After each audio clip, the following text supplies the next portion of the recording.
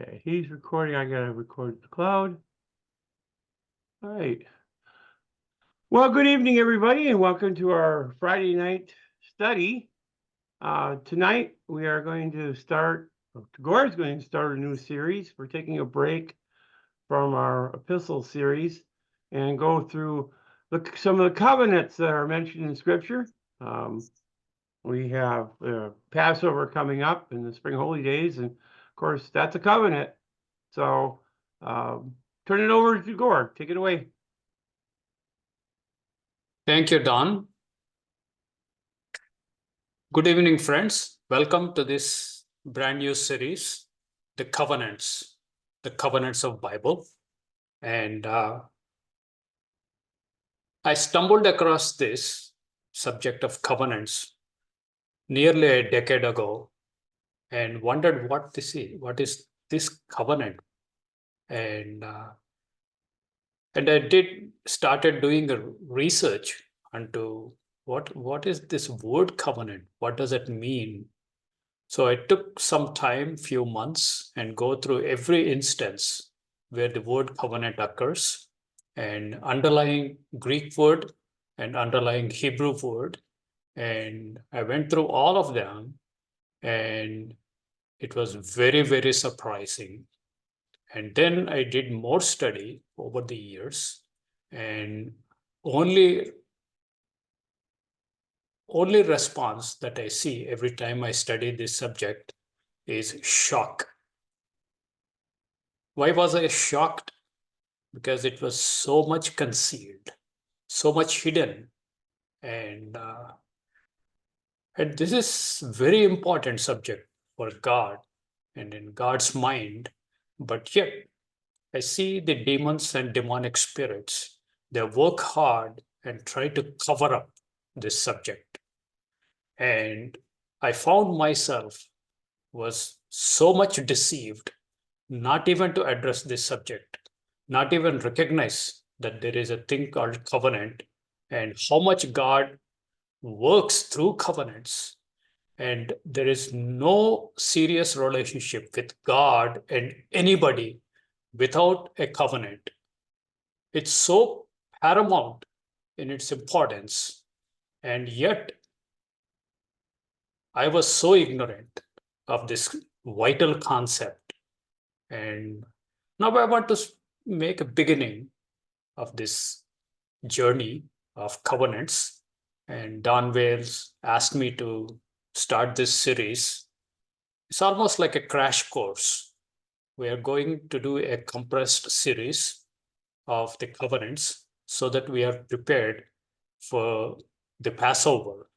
Because at the Passover, Yeshua, Jesus, Son of God, offered a cup of wine to the disciples who are sitting with him, and he said, "This is my blood shed for you under the new covenant." I know we take the Passover for several years. Some of you probably 20 years, 30 years, 40, 50 years. And probably more likely you never gave serious consideration. Why is he offering this wine as a symbol of his blood that is shed under the new covenant? What is, after all, the new covenant? And there are many false notions, false concepts, false teachings, and cover up for the new covenant. And that is, I'm planning and I'm working hard and praying so that we can break misconceptions, and the lies that were circulated to cover up this subject. Now, what I found that I needed to benefit from this subject as I studied for several years, two basic things I needed. One is brutal honesty, and second is ruthless truthfulness. Truth and truth only. I don't care what I believed for so many years. If God shows me in his word I would stand by the word of God, not by any other opinions or ideas of men that I was brainwashed with for so long. It doesn't matter if I was deceived for 30 years, 40 years, 50 years, but I should be willing to reconsider my long held opinions about the covenants.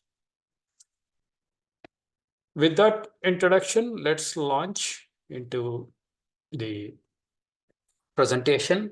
I deliberately chose this picture on the left hand side. You see that it's a marriage covenant.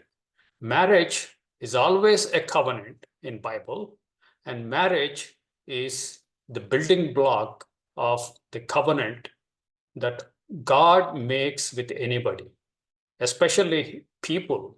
When he calls them my people, it's always a marriage behind the scenes. Now, as you can see, the groom and bride, they were joyfully brought together and they're entering into agreement. And perhaps you have all the vows of marriage covenant. They were written and they sign. The man and his would-be wife both would sign, and then they would be declared man and wife, husband and wife. Now I pronounce you as husband and wife. It's a contract. The covenant is a contract. They agree to the terms and conditions of the contract, and there are parties to the covenant. And this covenant, once it is signed and agreed, it is sealed. It is sealed. So the covenant comes into effect once both of them sign, and the authority that officiate the marriage would declare them husband and wife. Then the marriage kicks in and starts. They begin their beautiful marital journey. Hereafter, they were pronounced wife and husband. So their marriage covenantal journey begins with a new relationship. And this relationship grows and blossoms with greater intimacy, greater sharing. Even though they come from different homes, different backgrounds, different personalities, different likes and dislikes, there are so many differences, but they begin to work together in this beautiful marriage covenantal relationship. So this is the background, and we would come back and often come back to marriage, and the covenants are exclusive. The exclusivity is to the parties that are involved. Now, here you see a man, a young man, and his beautiful bride. They're signing this covenant agreement. And now, once the covenant is officiated and they're pronounced wife and husband, and their marriage begins, now I cannot go and claim to be part of that covenant. That is foolish and stupid and illegal for me to join that covenant because I was not a party to that covenant. Or I can sit in my home and think about this covenant, and I would obey the terms and conditions of that covenant. Whatever they wrote and agreed, I cannot myself associate with that covenant, the marriage covenant between that man and that woman, that girl. Because I am no way connected to that covenant somebody else made. So there should be clearly written in the agreement who are the parties, a man's name and the wife to be, the bride's name, clearly written with their full names, last names, first names, middle names, and any alias names. All of them would go into the marriage certificate, isn't it? To make sure somebody else cannot come and claim to be that man or to be that girl. So that is exclusive to the parties. And the terms and conditions they agreed would apply only to those two persons, not to us, not to me, not to anybody. So these things we have to keep it in mind. Every covenant is exclusive to the parties, and the terms and conditions apply to only those parties, and the parties would be bound to the terms that are agreed for the rest of their married life, for the rest of the covenanted life. But the marriage covenant can end, even though it is very sad and the marriage has to come.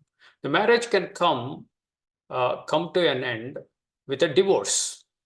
But divorce doesn't necessarily means that it is all done. But the more important thing that God comes up with the proper termination of the marriage covenant is death of one of the parties.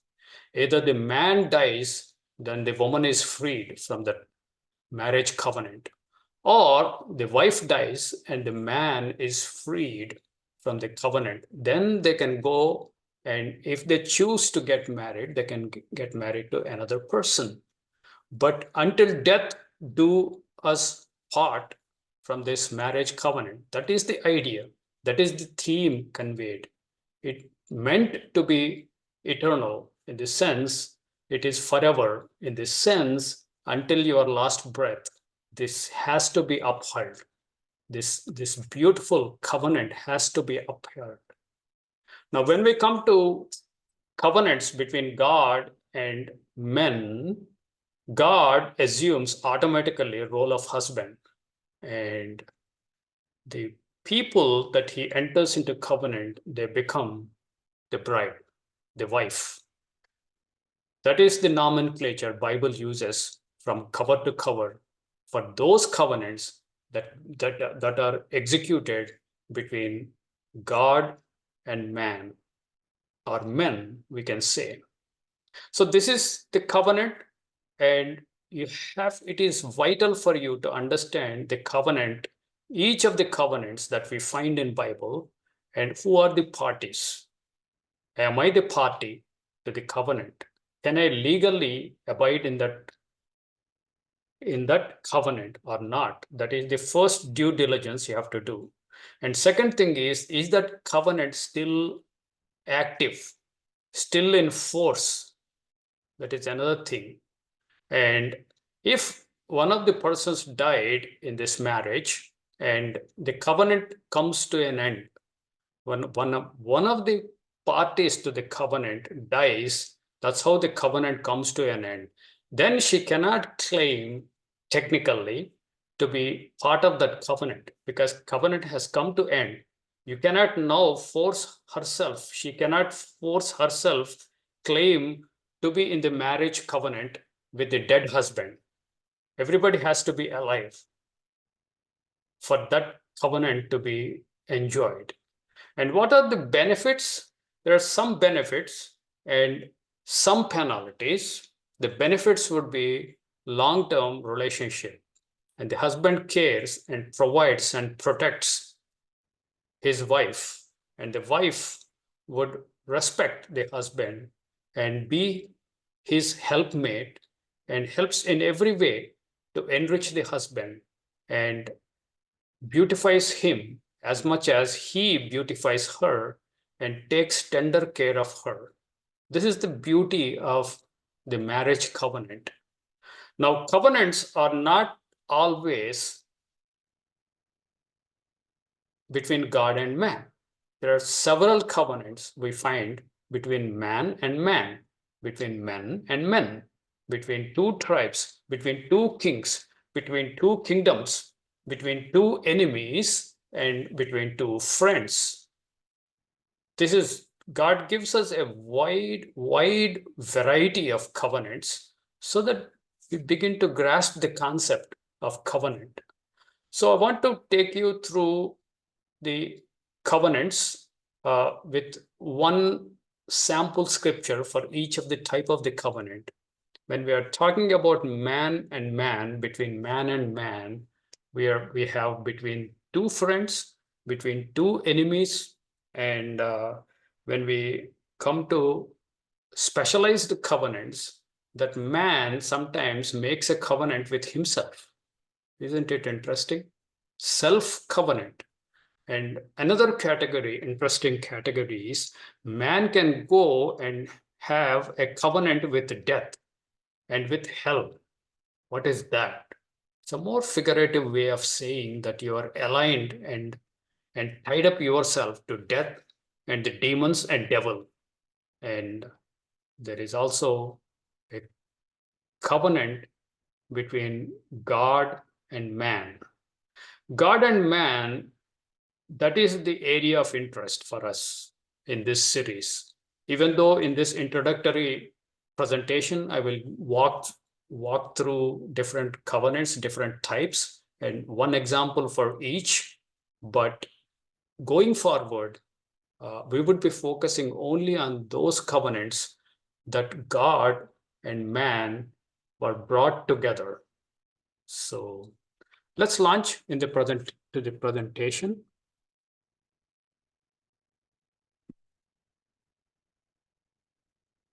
Etymology, the words, Hebrew word and Greek word for a covenant.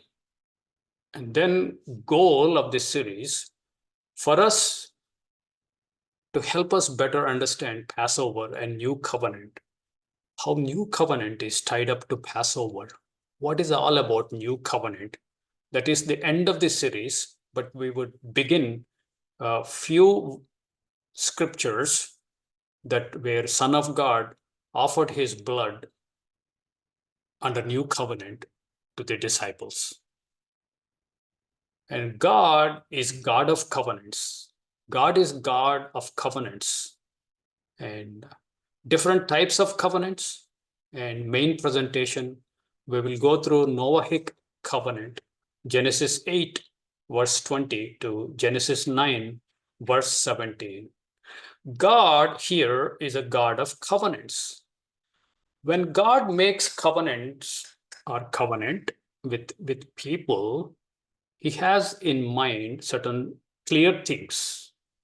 The clear things from God's point of view when he makes covenant with people is God is not available on demand.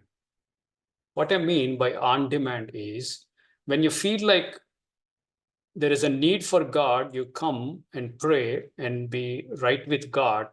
And when you don't have need, you don't bother about God at all. You forget about God. It's a need basis, on demand availability of God that man wishes. That means it's a very random relationship that man wants with God.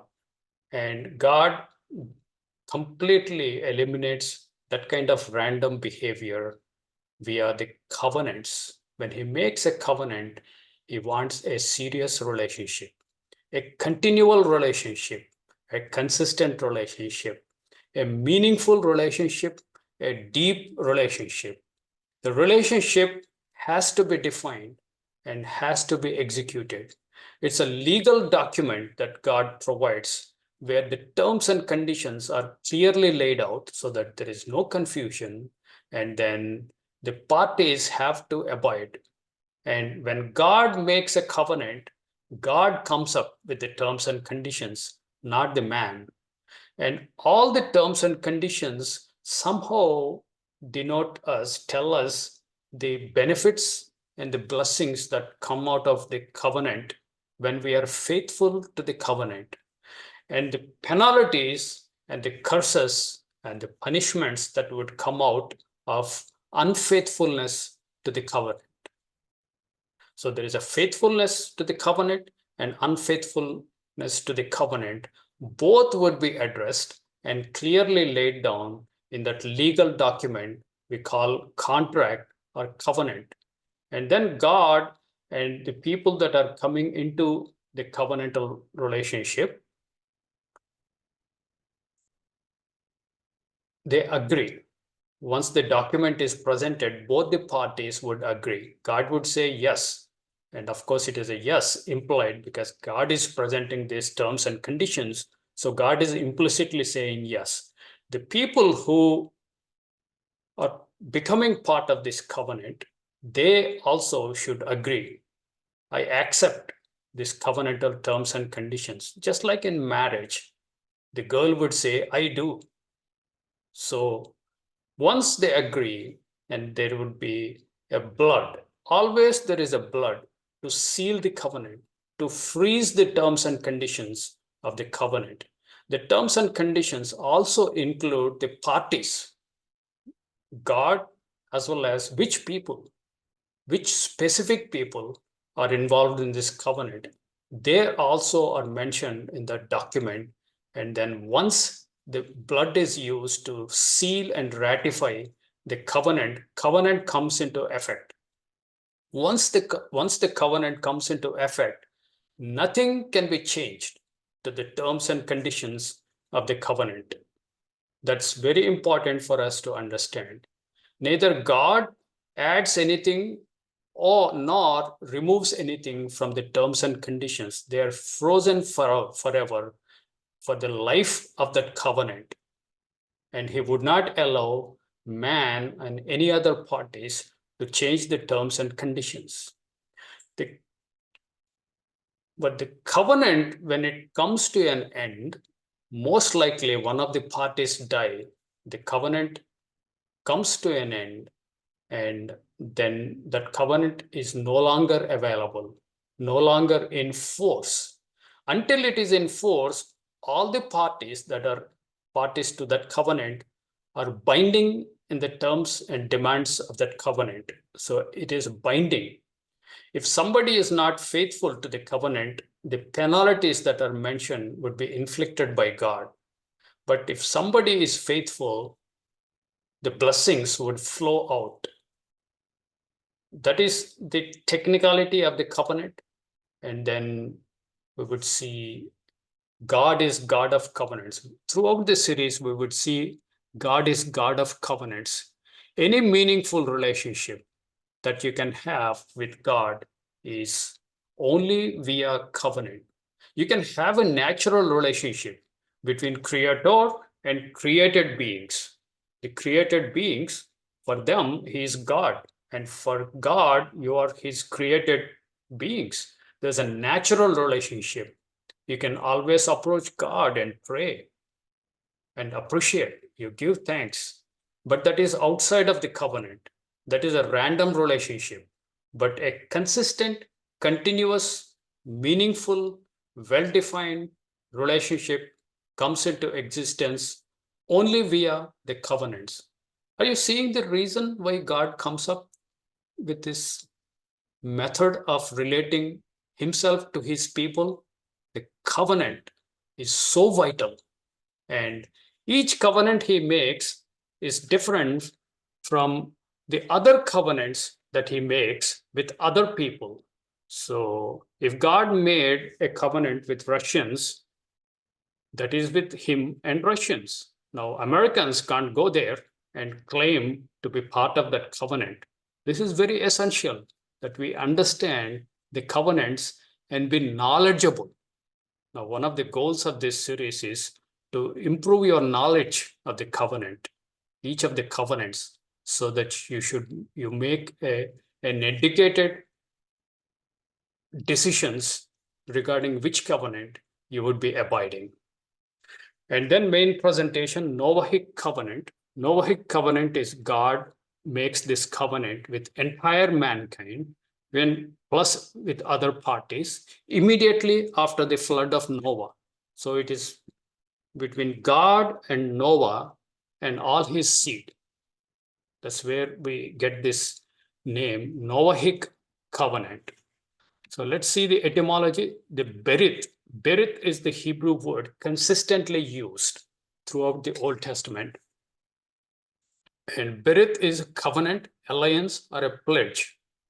Berith has a root meaning of cutting a covenant, cutting an agreement, cutting a league, it's cutting a pledge, cutting an alliance. All these things are some way we can paraphrase as a binding relationship. Here it's a relationship, and the behavior and relationship is bound with some terms and conditions. That is the idea of birth. And then that is between men. This is a dictionary definition. Between men, it is treaty, alliance, league. It could be between two kings, two kingdoms, and two enemy nations, or two groups of people. It can be any groups. For example, United Church of God and Kagwa can make an alliance and come together. Even though that's not going to happen in any near future, it can be between two groups. And it also has a meaning of constitution in a sense that is terms and conditions, all the legality of this covenant and the ordinance. And sometimes a king can make with his subjects a covenant, a constitution, an ordinance. These all carry the meaning of berith, the covenant. And it's an agreement and a pledge. Pledge is more like somebody voluntarily upholds the terms and conditions of the agreement. You're pledging your allegiance. There is an oath also. There's a swearing also behind the covenants, most of the covenants. And then there is alliance of friendship, or two parties are brought together, brought closer to each other, nearer to each other. So sometimes it's a very intimate relationship that begins in a small way, then blossoms. Then alliance of friendship, alliance of marriage. And then we have second category of berith between God and man. It is also an alliance of friendship. God would be friendly to certain people based on terms and conditions. And the covenant, this is divine ordinance with signs or pledges. This is more relevant to our study. And then you have interesting phrases, even the dictionary gives. The covenant making, how a covenant made, when was it made, by whom it was made, and what is the sign of that covenant, what are the penalties, what are the blessings. All these things would carry the covenant making. And the blood, how blood is shed and how blood is used to seal the covenant and ratify the covenant, whose blood is used. That's an important thing. And covenant keeping, being faithful to the covenant, to uphold the covenant, to remain faithful to the covenant. And then covenant violation. What are the penalties? What are the dangers? And then I think they should also add another point, how the covenant comes to an end. The covenant between man and man, when they enter into a contract between two people, when they agree to their terms and conditions of a contract, the document would be valid, and a copy of the document is kept with both the parties. This is man-to-man covenants. And then finally, in ancient world, when the covenant is no longer required, or no longer valid, or no longer in force, and both the parties agree to break this covenant, then what typically they do is they come to a public office or a public notice board. They take this document and drive a nail through that document and affix the whole thing with a nail to the wall. Then everybody would know that covenant is no longer in operation, no longer in force, because it is nailed. This is very important because Bible uses all this ancient terminology, the ancient practices of the covenants or contracts. The next word is diatheke in Greek. This is important. A disposition, arrangement of any sort, which one wishes to be a valid, the last disposition which one makes of his earthly possessions after his death, a testament or a will. So the Greek word can also cover the testament or will. and as well as covenant, because entire Old Testament, which was translated into Greek in Septuagint, the berith, the Hebrew word, is always translated as diatheke consistently. So we understand with Greek Old Testament, diatheke must first refer to a covenant and then also a testament or will. We will talk about this difference a little bit later. A compact, a covenant, and a testament. And God's covenant with Noah, etc., they were all covered by the word diatheke. And the whole reason Don Wales asked, as he mentioned at the beginning of the presentation, we want to understand why Passover is linked to new covenant. Why is it? Why is it? We will see three scriptures that where the covenant is mentioned in relation to Passover. Matthew 26, verse 26. And as they were eating, Jesus took bread and blessed it and broke it and gave it to the disciples and said, "Take, eat, this is my body." And he took the cup and gave thanks and gave it to them, saying, "Drink ye all of it, for this is my blood of the new covenant." It's a bad translation, testament. The word is diatheke. It should be properly translated as covenant. For this is my blood of the new covenant, which is shed for many for the remission of sins. So the new covenant, the blood is blood of Son of God, which is shed. And how that is how the covenant was sealed with his blood and ratified and brought into action, brought into life. That covenant becomes active and which is shed for many. And what is its primary purpose? Remission of sins. Remission of sins. For us to understand this verse, why he is linking new covenant with his blood in the Passover, we have to understand covenant, new covenant. In order for us to understand new covenant, we have to walk through all these covenants in the Bible.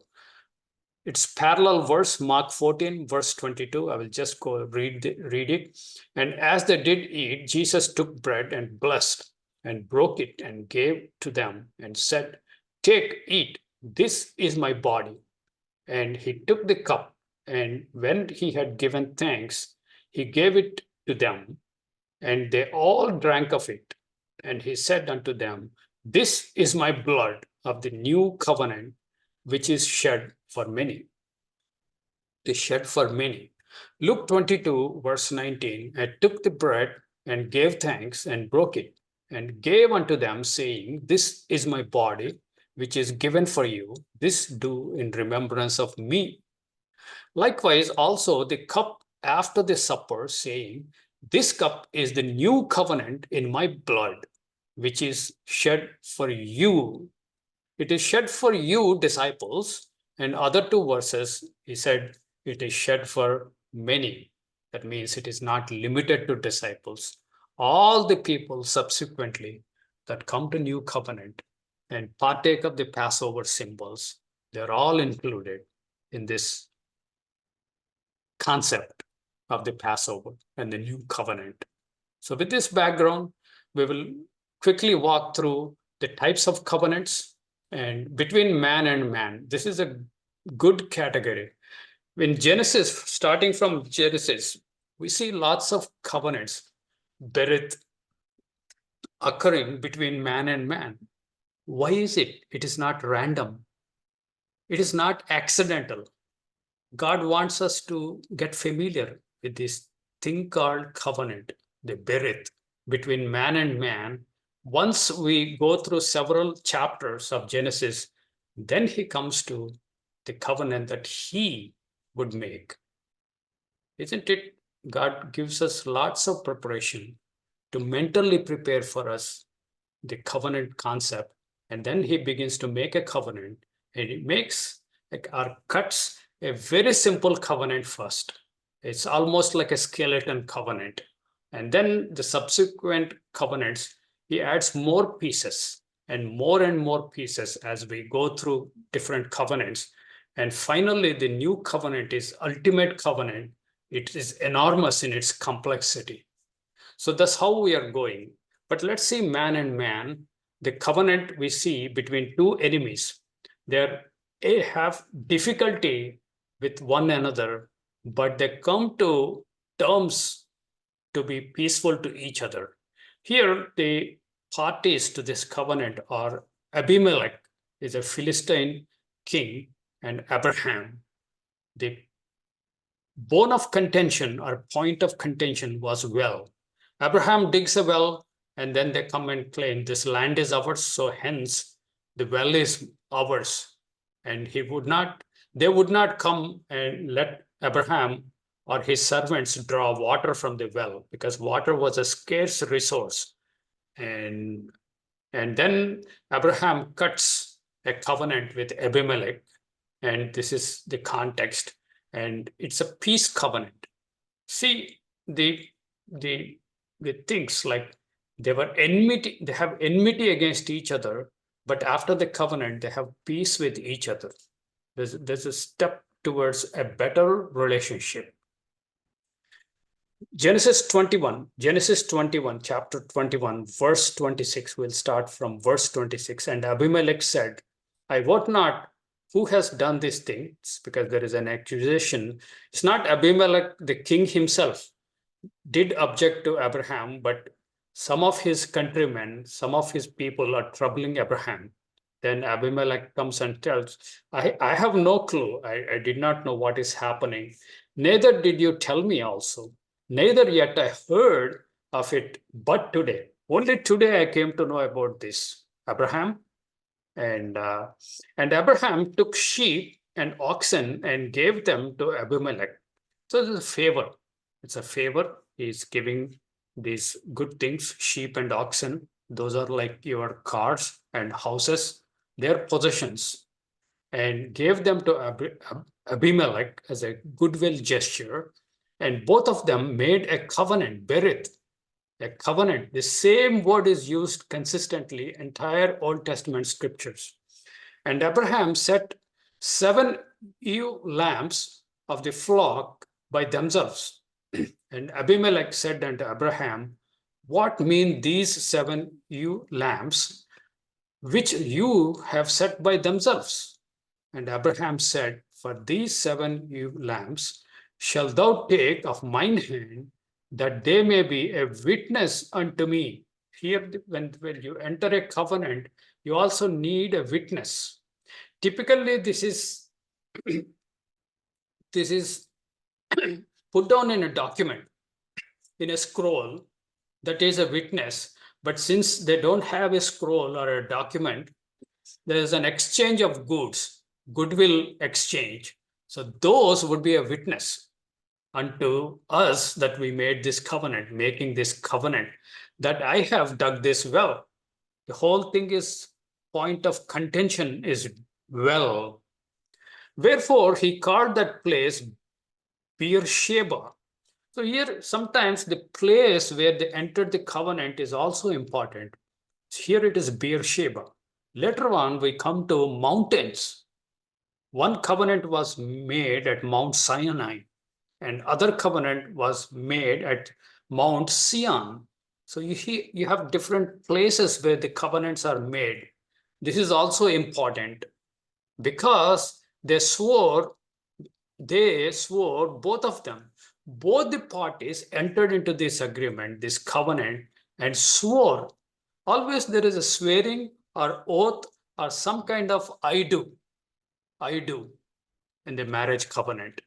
Thus they made a covenant, berith, at Beersheba. Then Abimelech rose up and Pichol, the chief captain of his host, and they returned into the land of Philistines. And Abraham planted a grove, he planted a tree in Beersheba and called there on the name of the Lord, the everlasting God. So there's so many elements already we are seeing in a very rudimentary covenant between Abraham and Abimelech. I'm picking only one sample for each of the category. There are lots of samples where this word berith occurs. Let's go to covenant between man and man, two enemies. Here, Abraham grows old and would die. Then Isaac takes over all his inheritance. Again, people from Abimelech would come and harass Isaac. Then Isaac makes very similar covenant again with Abimelech as Abraham did. Now, Isaac is not claiming his father's covenant with Abimelech. It won't happen because he was not party to that covenant which his father made. Now he has to make another covenant with Abimelech. That's how it works. Unless Abraham, when he made covenant with Abimelech, he can say, it is between you and me and my children. If Abraham said that, me and my children, then Isaac would automatically become part of that covenant. But he did not. He said, like, between me and you. That's why Isaac understands that he was not part or party to that earlier covenant. He makes a fresh covenant. This is the necessity. If you are not a party to a covenant, you cannot claim that covenant. Genesis verse 26, chapter 26, verse 26. Then Abimelech went to him from Gerar, and Ahuzat, one of his friends, and Pichol, the chief captain of his army. And Isaac said unto them, wherefore come ye to me, seeing ye hate me, and have sent me away from you? And they said, we saw certainly that the Lord was with thee. And we said, let us there be now an oath between us, betwixt is the old English word, between us, and even between us and thee, and let us make a covenant with thee. So the other party, Abimelech and his people, are making a covenant with Isaac. That will do us no hurt, as we have not touched thee, as we have done unto thee nothing but good, and have sent thee away in peace. You are now the blessed of the Lord. And he made a feast, and they did eat and drink. There is always some goodwill exchange. There's a feast. And they rose up bedtimes in the morning and swore to one another. This is kind of I do in our marriage covenant. And Isaac sent them away, and they departed from him in peace. The word covenant, berith, see, they made a covenant. So even the terms and conditions are same in the first covenant between Abraham and Abimelech, and the second covenant is also same terms and conditions, but they're two different covenants because parties are different. Remember these things. And covenant between two friends is not necessarily between two enemies. It can also be between two friends. This is the way God developing this concept of covenants. And two friends. Now, two friends, they're already friends. There is no dispute. But here the covenant is entered to strengthen their friendship, to bring them much closer and in a more covenantal way. There's a commitment to their friendship, the commitment going forward with this special relationship. That's how the covenant operates. 1 Samuel verse 18. 1 Samuel chapter 18, sorry. 1 Samuel chapter 18, we'll start with verse 1. And it came to pass when he had made an end of speaking unto Saul. Now Jonathan is son of Saul, and Saul hated David. But Jonathan loved David. They are good friends. They are like soulmates. Now, in spite of Saul hating David, yet David goes ahead and makes this covenant with Jonathan. So that the soul of Jonathan was knit with the soul of David, and Jonathan loved him as his own soul. See the two friends, it's a beautiful relationship between them. And Saul took him that day and would let him go no more home to his father's house. So King Saul is putting blocks and breaks and barricades. Verse 3, then Jonathan and David made a covenant, Berith, because he loved him as his own soul. And Jonathan stripped himself of the robe that was upon him and gave it to David, and his garments, even to his sword, and to his bow, and to his girdle. See here the goodwill exchange of the robes and things, a goodwill exchange. But they made a covenant. They made a covenant, Berith, to strengthen their friendship, to give a name to their friendship. Sometimes a name is given to a relationship via covenant. Now we will go between man and himself. These are peculiar covenants. We don't see many examples. Here a man made a covenant with himself. We see this in Job. Job makes this covenant. The same word Berith is used. Job 31, verse 1. Job chapter 31, verse 1. I made a covenant, Berith, with my eyes. Why then should I think upon a maid? For what portion of God is there from above? And what inheritance of the Almighty from on high?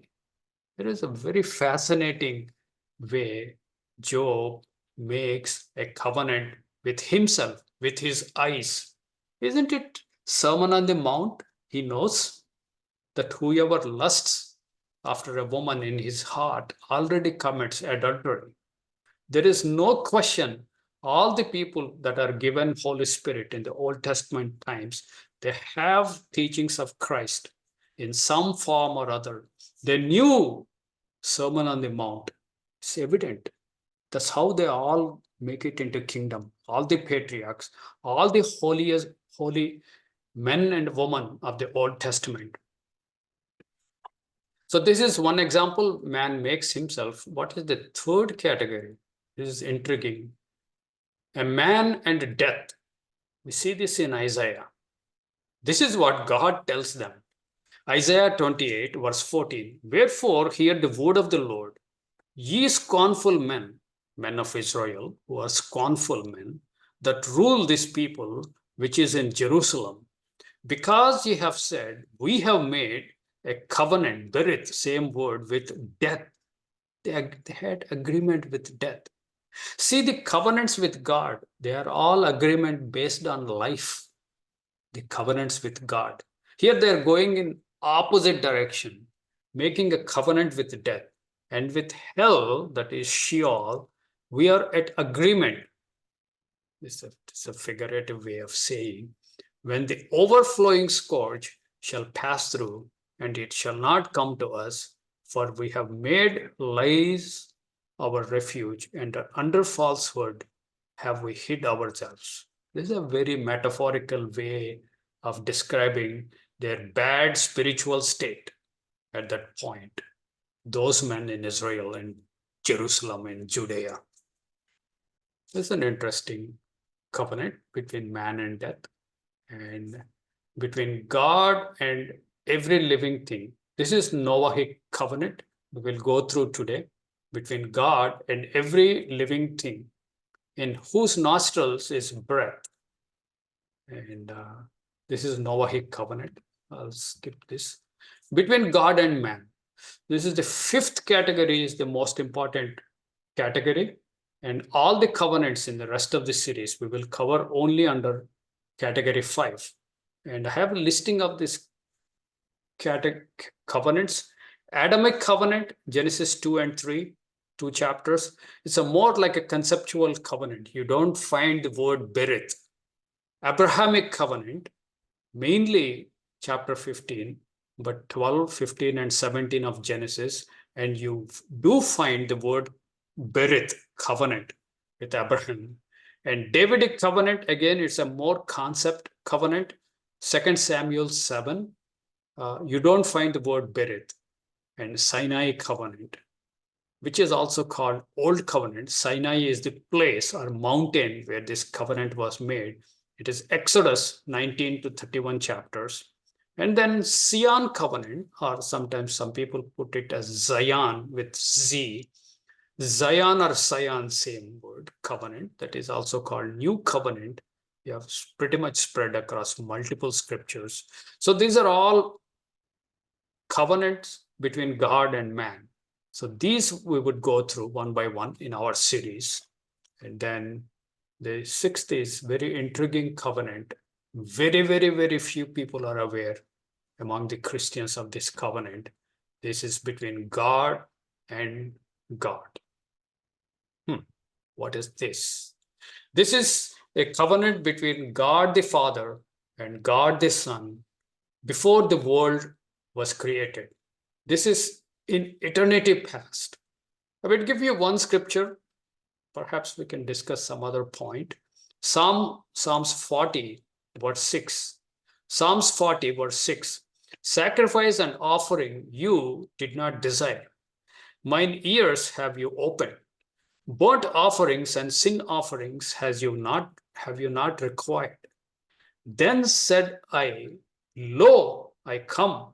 In the volume of book it is written of me, I delight to do my will, O my God, yea. Thy law, your law is within my heart. I have preached righteousness in the great congregation. Lo, I have not refrained my lips. O Lord, you knowest. This is the words of Christ. And in the volume of book, it is already written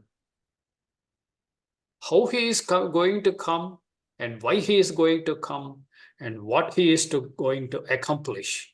All of these things are written because the word book is not really book. It's a Hebrew word, sefer. The sefer is a legal document. It implies that there is a covenantal agreement entered upon between the God the Father and God the Son in eternity past. Everything, all things are planned and laid out for the salvation of mankind, redemption of man, forgiveness of sins. All these things are chalked out well ahead of time. Isn't it fascinating, this covenant between God and God? I have more to speak about that, but God willing, in future we will talk about that. So these are types of covenants. We have more specialized concepts around covenants. You have covenants of salt, and you have covenants of blood. We will talk about them later presentations. Now we will shift to Noahic Covenant. Noahic Covenant, this is between God and the entire mankind. We are also covered under this covenant because he said, to you, Noah, and your seed, because all of us, even though we come from different races, different countries, we all come from one man, Noah. We also come from one man, Adam, but here in the context, after the flood, all people that are left from the flood came out of the ark, and all of us, in one way or other, related to Noah. So when he makes that covenant with Noah, all of us are covered who are born after the flood. This narration begins Genesis 8, verse 20, the whole covenant, but we will go with Genesis 6 to get the background. Here is an important point you must consider.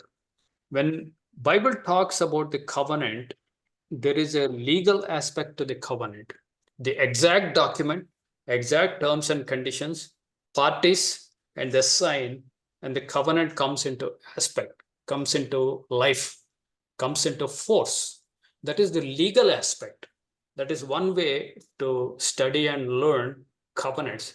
There is another way to learn the covenants. When God talks about covenants, before he makes this legal contract, or sometimes he makes this legal contract, but after several years and several generations, he looks back at this legal contract and reveals much more. He always reveals a story behind the actual contract. So the covenant is not just a contract that is agreed upon parties. There is a story a wide story before and after. So unless you understand the whole story, you don't get the meaning and purpose of a covenant. For example, Sinai covenant, even though it is entered at Mount Sinai, and Moses and 70 elders, children of Israel, they enter into covenantal agreement at Mount Sinai with their God Yahweh. That is the pivotal point where the contract was entered. But later on, God comes and tells that is not the entire story of the covenant. Actually, the Sinai covenant, according to God's own words, would begin at Egypt when they are beginning to come out of Egypt. And he takes the story all the way to the promised land where they set their foot first time in the promised land. The whole story God puts when he explains to us the Sinai covenant. So this is very important for us, for every covenant, to understand the big picture behind the actual narrow, small contract of the covenant. So with this background, let's begin. Even though many Bible students start their discussion with Genesis 8, I want to start actually with few verses from Genesis 6. Genesis 6 verse 11, God gives the big picture. Why all this covenant? Why he is leading to the covenant, Noahic covenant. Genesis chapter 6 verse 11, the earth also was corrupt before God. The whole earth was corrupt. Every man, woman, child were corrupt. And earth was filled with violence. Now here you are dealing with a world that everybody became like Cain. You have a bunch of Cains. Man, woman, children, older people, they're full of violence. They're bloodthirsty. What happened to Cain? God judged Cain. What happens to murderers? Murderers afterwards, when we have Sinai covenant, they were beaten with stones. There's a capital punishment for murders. We see that in Noahic covenant also, God lays down that rules. Whoever kills or murders must also be killed. He makes a sentence, because blood you should not shed. The violence I would not tolerate. Now here, this is the state of affairs on the earth, and God was sorry that he made man. And God looked, verse 12, God looked upon the earth, and behold, it was corrupt, for all flesh has corrupted his way upon the earth. And God said unto Noah, the end of all flesh is come before me. It means God decided to wipe out the whole mankind. For the earth is filled with violence through them, and behold, I will destroy them with the earth. So this is a decree God passed. It was not easy for God to kill and wipe out entire mankind with flood, but God of justice has to do this. Even though it broke his heart, he was sorry that he created man and mankind. And then he gives instructions to Noah, make an ark of gopher wood. So the ark instructions go on. Let's continue. And another background statement, Genesis chapter 6, verse 17. Here, even before the flood, God talks about the covenant. Isn't it interesting? The story begins here, even before the flood began. So Genesis 6 verse 17, and behold, even I, do bring a flood of waters upon the earth to destroy all flesh, wherein is the breath of life from under the heaven, and everything that is in earth shall die. So all living creatures in whose nostrils is breath. So the breathing beings would be decimated. But with you, Noah, will I establish my covenant. Will establish, that is, after the flood, I will establish my covenant birth again. And you shall come into the ark, you and your sons and your wife and sons' wives. The family of Noah the only people, 8 people would survive the flood, the vengeance. The avenger of blood is the concept behind that. The avenger of blood is primarily vested with God, and God will avenge the blood of every person that is killed on the earth. Sometimes he delegates that office of the avenging of blood to human beings, to different human entities, human offices. So it's a fascinating subject. Now, God judges the whole mankind, whole earth. After the judgment, after this wiping of entire human race by the waters of flood, there we see the beginning of a new chapter, mercy, mercy, God's goodness, God's kindness to the 8 people that make a new beginning. And God expects to have new relationship, new mercies, and new relationship, and new promises, and a covenant comes into effect. That is the whole story. The judgment is first weightier matter of the law. Second weightier matter is mercy. God seems to follow his own weightier matters. First judgment, especially avenging of the blood and the murderers, the violence, and then he comes with his compassions and mercies. So we see the mercy here and the goodness of God when he makes this covenant.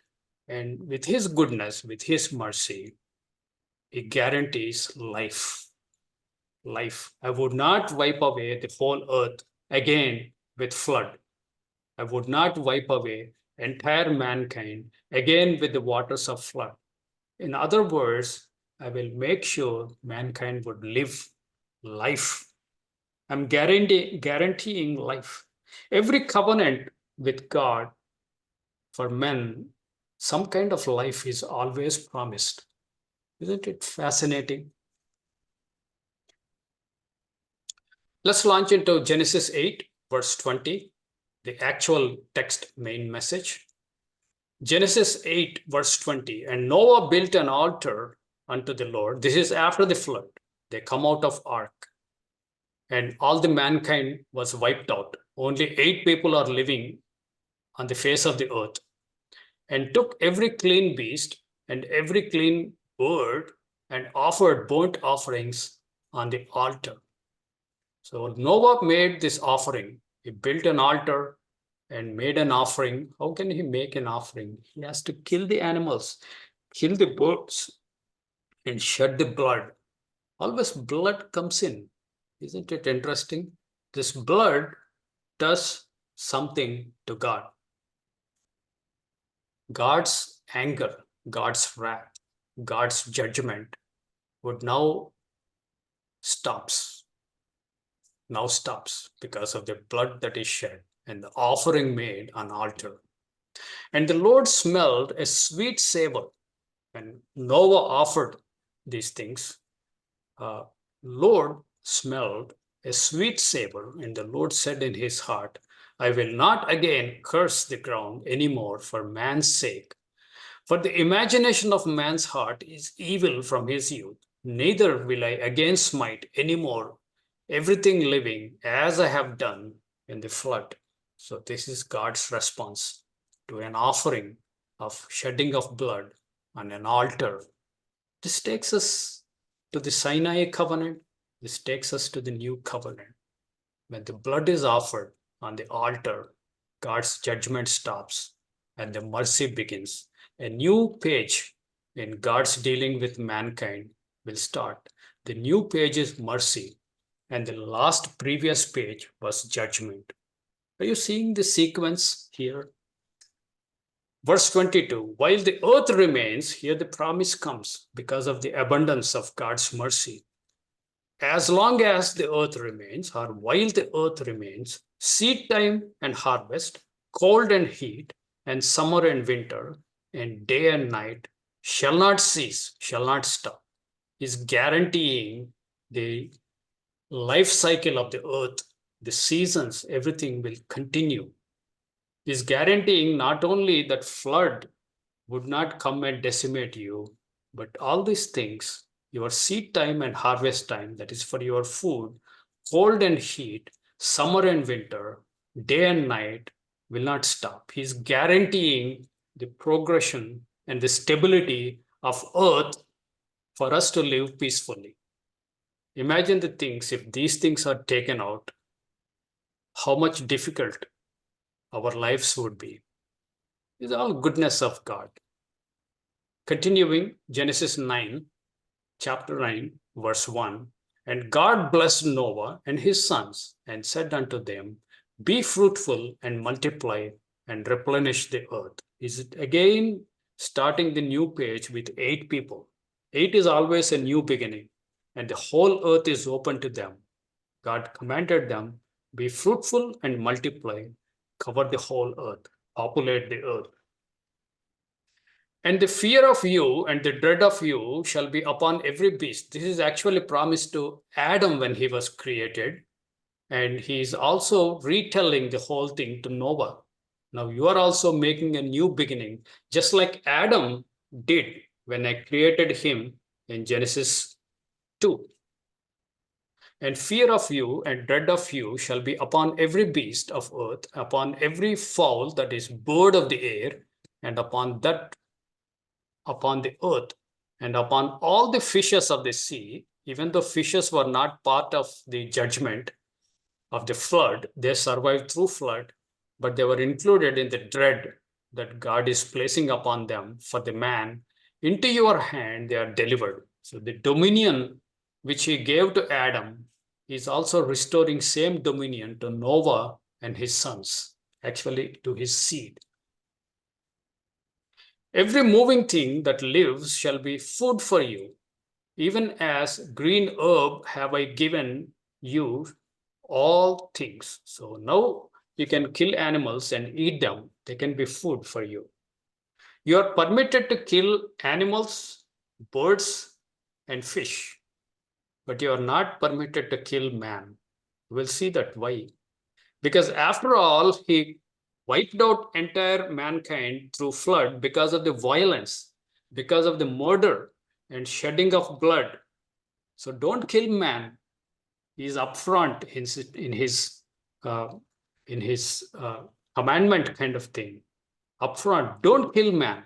You can kill all other things and you can eat them, but don't kill a man because he is created in the image of God. Other creatures are not created in the image of God. So killing of them, eating of them is permitted.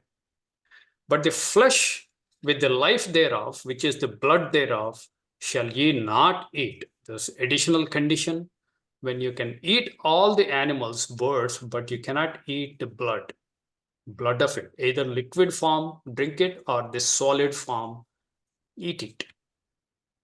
Because blood is used as a life, and blood is used to ratify the covenants later on. So you cannot eat blood or drink it. And surely, verse 5, the blood of your lives will I require. What does it mean? I will not tolerate murder. I will require judgment on whoever murders. At the hand of every beast will I require it. If a beast kills a man, that beast has to be killed. And at the hand of man. So if a man kills another man, that murderer must be killed. At the hand of every man's brother will I require the life of man. So he's instituting the penalties. Unlike Cain, who was let go, now he has to be killed. Life for life, eye for eye, tooth for tooth. Continuing Genesis 9, verse 16. Whoso sheds man's blood, by man shall his blood be shed. For in the image of God made he man. Why all this? Why all these prohibitions against murdering? Because man, its essence is much more value. No man has a right to take the life of another human being because all of them are created in the image of God. Perhaps it is an attempt to murder God. Since you can't reach God, you are killing your fellow human being. And you be ye fruitful and multiply, bring forth abundantly in the earth and multiply therein. Isn't it what he is provisioning? The seed time and harvest time, and summer and winter. You need all these things for crops and the sustenance. Day and night, he's provisioning that all these things would continue in their patterns, in their cycles. So be fruitful and multiply. So what all he is commanding have interdependencies among what he is saying. And God spoke to Noah and his sons with him, saying, he's talking to the whole family.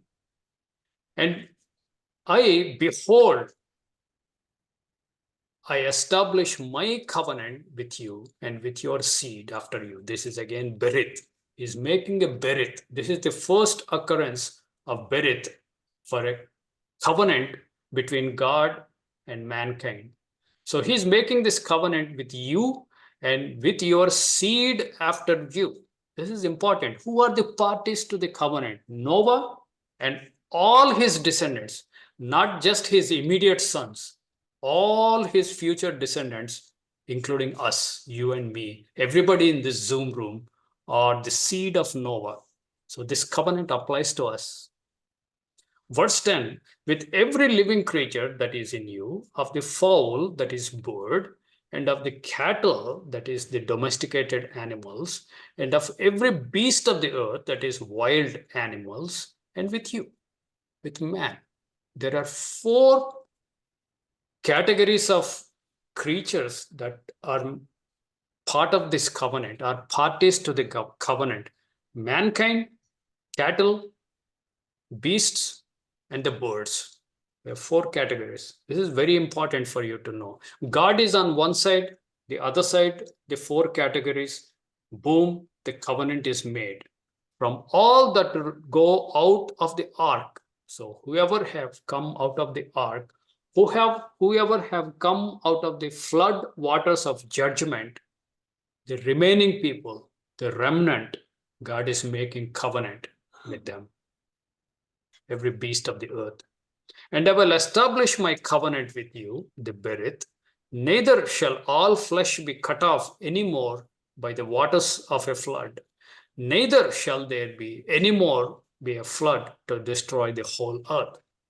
We have floods in Houston a couple of years ago. Some lost their lives.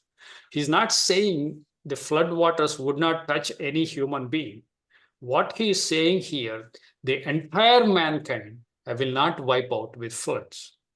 That promise remains standing.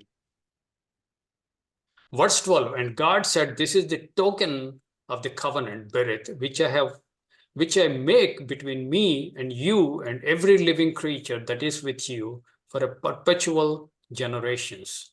So he has a token of the covenant, or a sign of the covenant. In the Sinai covenant, we have the token as circumcision of flesh. In New Covenant, Sion Covenant, we have circumcision of heart. So every covenant seems to have some sign or token. Here he gives token, very interesting.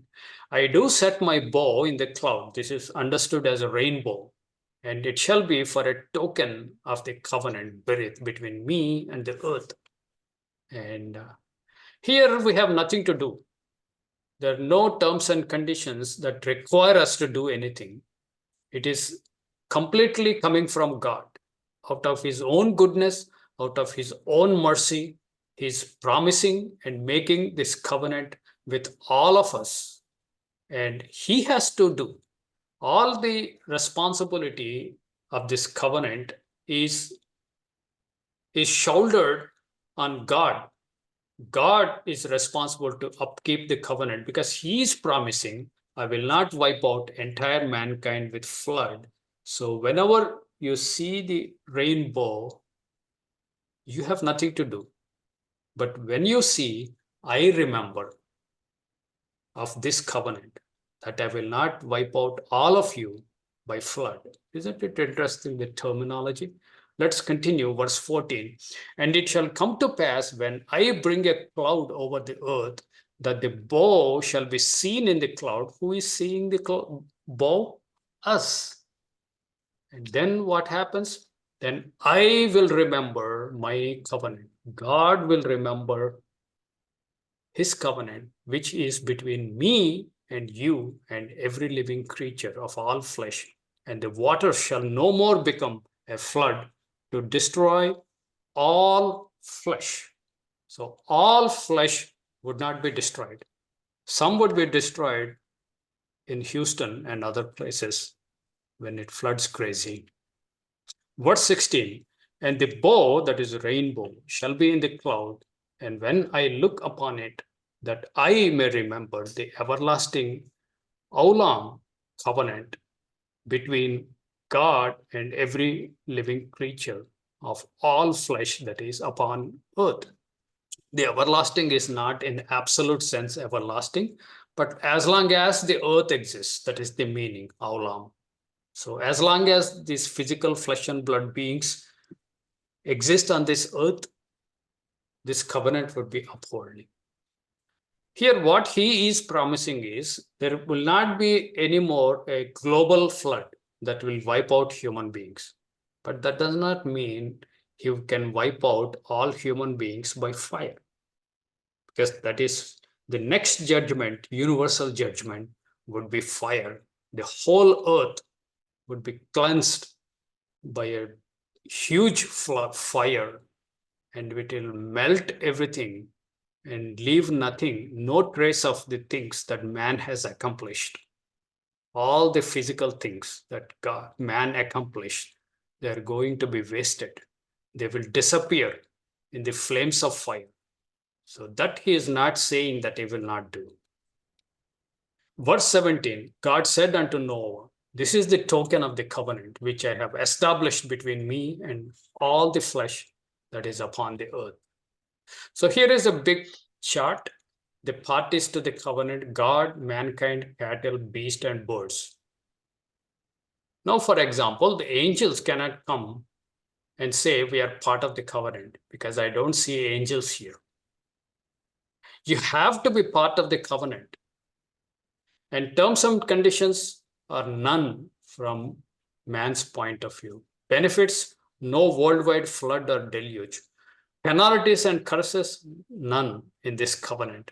This is a skeleton covenant, and the blood, the burnt offering on altar, a sweet savor, judgment stopped, and mercy began.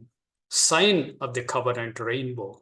There are additional items that get associated with this covenant, even though they're not technically part of the covenant, but they somehow associated. Seasons would continue on earth. All other creatures would fear man.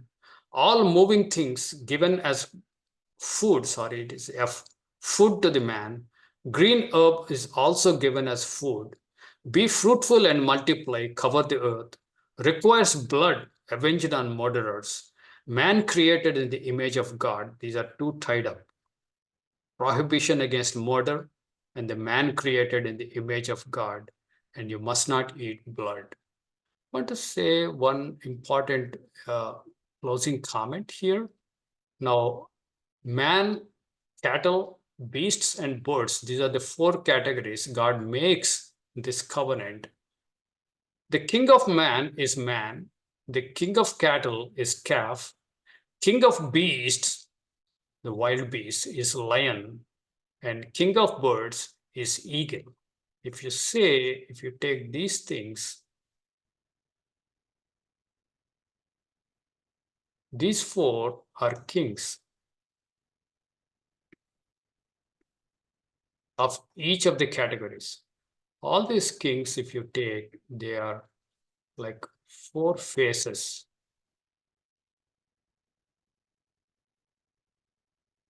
Faces of cherubim.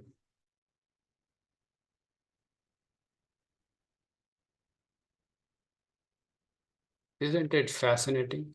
This is how cherubim get associated with the covenant. That's a subject for another day. So we'll stop share and open the room for discussion. Control back to Don Wales. Thank you for your attention.